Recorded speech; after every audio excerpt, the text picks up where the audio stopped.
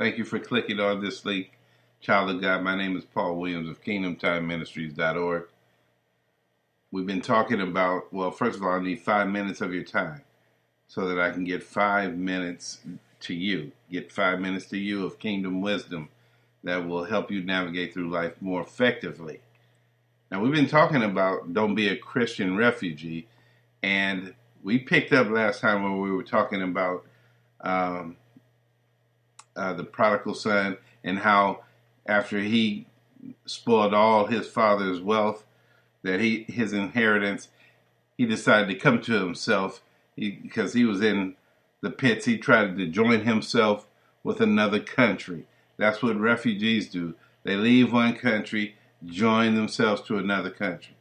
And the end results was that he decided that after it did not work for him, that he needed to go back to where he knew he was born into, that his father had plenty and even the servants did well. So he wanted to come back as a servant. Now we're looking over at David, King David. He had a friend named Jonathan who happened to be the king's son.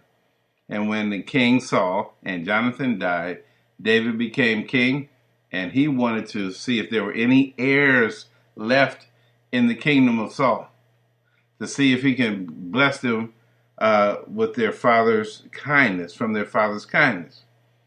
And so he went to the servants' quarters, the slave quarters, and he asked, was there anybody left in the house of Saul, so I could show, from my friend Jonathan, so I can show kindness to him of his father. And they said, yeah, there was one. His name is Mephibosheth, which means shameful one, because he was lame on both his feet. So obviously, royalty didn't want theirs to show a lame son. So he ended up at the servants' quarters being slaves to those guys. So here comes the king. Jesus is coming back as king to show us the kindness of his Father, God. And if we will understand that, we won't be like Mephibosheth because of inadequacies, because of handicaps. We won't allow that to happen to us. If Jesus said, don't let this happen to you, I have a source, Father God, who will bless you. And I'm trying to bring all that I have from him to you. Just like this story, David went to Mephibosheth. He had to go to the slave quarters. Now, in the prodigal son, the father did not go to the slop house. But here, the king goes to the slop house. He goes to the slave quarters. And he calls for the son of his friend Jonathan. He wants the son of his friend. And he says, I want to bless him. And they found him, they brought him to him, and David said, Mephibosheth, and he said, behold thy servant. And David said unto him, don't fear. This is 2 Samuel 9:7. Don't fear, for I will surely show you kindness for Jonathan, your father's sake, and I will restore thee all the land that Saul, your grandfather, had, and you will eat bread at my table continually.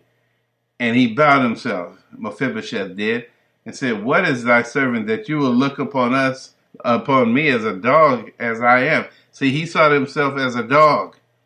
And David said to him, he didn't answer that. He said, you therefore.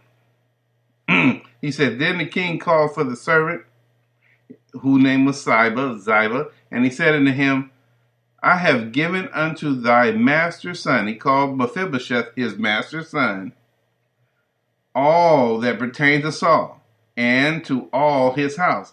You, therefore, Ziba, you will now serve him. You will till the land for him, and bring in the fruits to your master's son, and so he may have food to eat. But Mephibosheth, your master's son, he'll eat at my table continually. Look at the turnaround that happened here. Now, instead of being a slave to a servant, he's back to his rightful position. A refugee will run from his own rights and privileges because he doesn't know that he has access to it all. So stop running and be the God King Son life that he has put in you. I slowed that down so you could get it. And this is the last episode, so I'm out of time. I went beyond my time to tell you. Don't be a refugee. You are a kingdom citizen, restored to all God has.